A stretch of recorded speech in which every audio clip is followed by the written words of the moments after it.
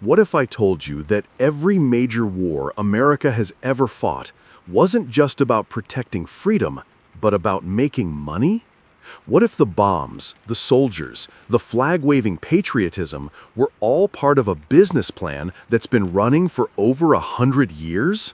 Stay with me, because what I'm about to show you will change how you see everything, from the wars on your history books to the money in your wallet right now. But before we dig into this buried truth, do me a favor, hit that subscribe button. Because here at Monetary Archaeologist, we uncover the financial secrets they don't teach you in school. The kind of secrets that explain why your dollar doesn't stretch like it used to, and why some people get richer every time there's a crisis. All right, let's go digging. Picture this. It's 1914. Europe just exploded into the worst war humanity had ever seen. Millions of soldiers drowning in mud-filled trenches, entire generations being wiped out, cities bombed into rubble. And across the ocean, America is watching. But here's what they don't tell you in history class. While Europe was bleeding, America was counting. Not bodies, money. See, when World War I kicked off, the United States didn't jump in right away. For 3 whole years, America stayed on the sidelines. But staying out of it didn't mean doing nothing, far from it. American banks, especially the giant J.P. Morgan, saw an opportunity that was too good to pass up. Britain and France were desperate. They needed weapons, food, steel, coal, medicine, everything, and they needed it now. So J.P. Morgan cut a deal. They became the middleman, the purchasing agent for the Allied powers. They arranged loans worth billions of dollars. And remember, we're talking about billions in 1914 money. That's like trillions today. Every bullet fired on the Western Front, probably made in America. Every artillery shell that tore through the French countryside, shipped from an American factory. And every single one came with a price tag, plus interest. Think about that for a second. While young men were dying in trenches, American bankers were writing contracts. War wasn't just a tragedy happening overseas, it was a business opportunity happening right here. Then, in 1917, America officially joined the war. But by that point, Wall Street was already neck-deep in it. If Britain and France lost, American banks would lose billions. Suddenly, national security and bank profits became the same thing. And this is where it gets really clever. The government needed money, right? So they came up with something brilliant: Liberty bonds. They told everyday Americans, buy these bonds. It's your patriotic duty. Support our boys overseas. Posters went up everywhere, Uncle Sam pointing at you. Celebrities doing rallies. Even kids collecting pennies at school to buy thrift stamps that could be turned into bonds. Millions of regular people handed over their hard-earned savings, thinking they were heroes. And sure, they were helping the war effort. But here's the twist. They were also becoming lenders to their own government. They were financing the war with their own money, and the government promised to pay them back, with interest. Sounds familiar, right? It should, because that system never went away. But while everyday folks were buying $10 bonds, the real players, the banks, the factories, the industrial giants, they were making fortunes. J.P. Morgan's power skyrocketed. Factories couldn't build weapons fast enough. Profits exploded. And the dangerous idea took root. War wasn't just something that happened. It was something you could profit from. A formula had been born. Fast forward to the 1940s. Europe is on fire again. This time, it's even worse. Hitler is steamrolling across the continent. Japan is tearing through Asia. The world is in total chaos. And once again, America becomes the factory. President Roosevelt called the United States the arsenal of democracy.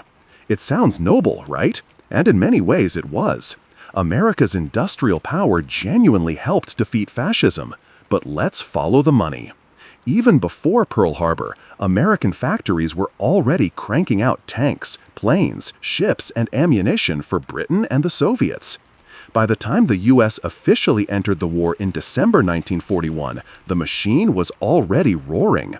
And just like in World War I, the government needed cash, lots of it. So they brought back the bond strategy, but this time on steroids.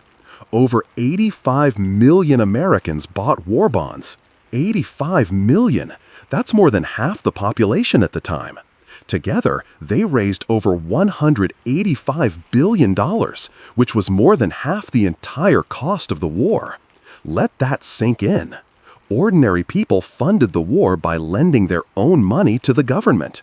Meanwhile, corporations like Ford, General Motors, and Boeing switched from making cars and planes for civilians to making weapons for the military. And the government guaranteed them profits. It didn't matter if they were efficient or not. They got paid. Shareholders got rich, factory owners got rich, and regular Americans? They got ration cards and telegrams telling them their sons weren't coming home.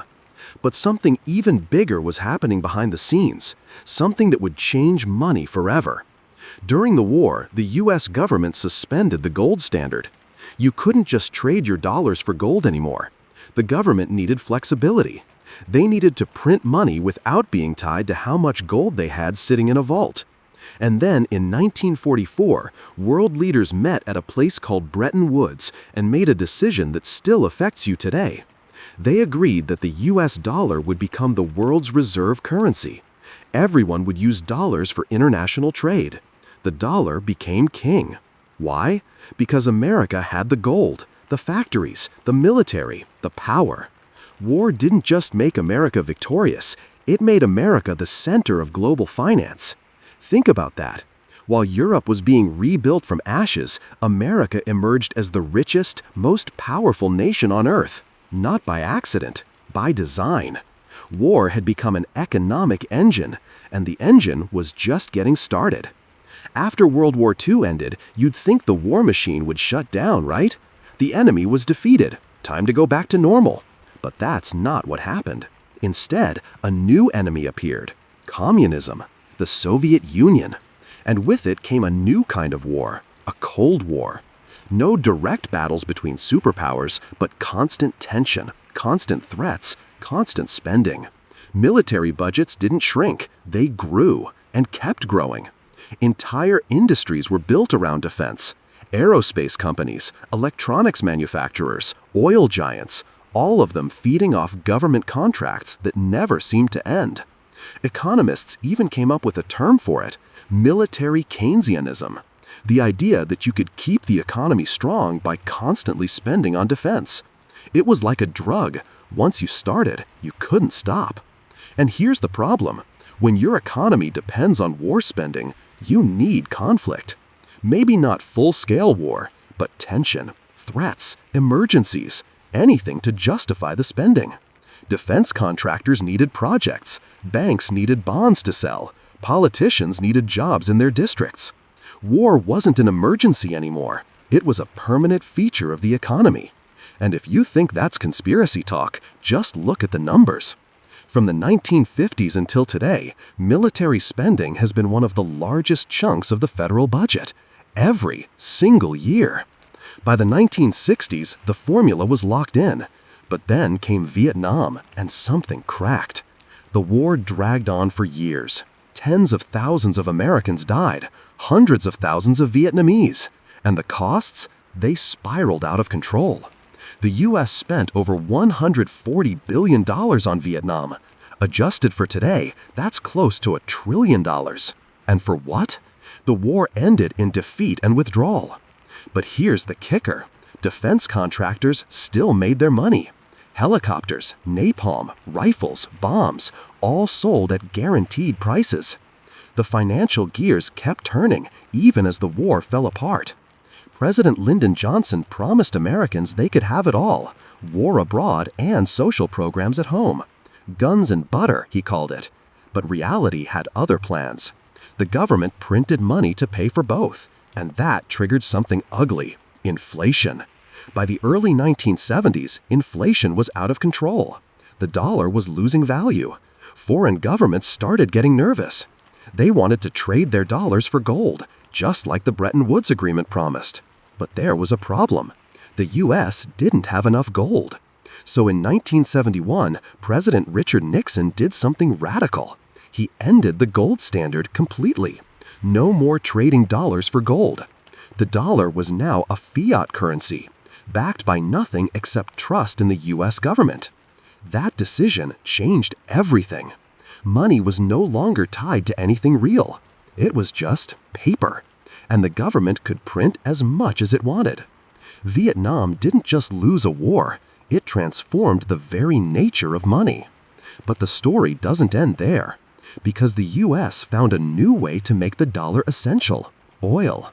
In the 1970s, after some clever diplomacy and a few not-so-subtle threats, the U.S. convinced Saudi Arabia and other oil-producing countries to sell oil only in U.S. dollars.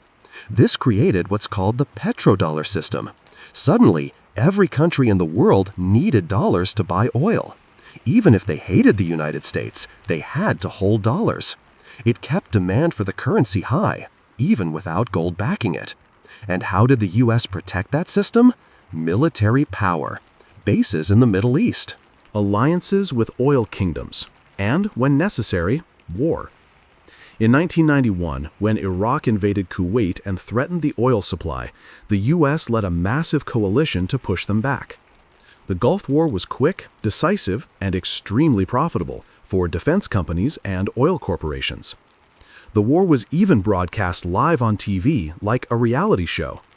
And stock prices for weapons manufacturers shot up as their missiles lit up the night sky on CNN. War had become a spectacle and a sales pitch.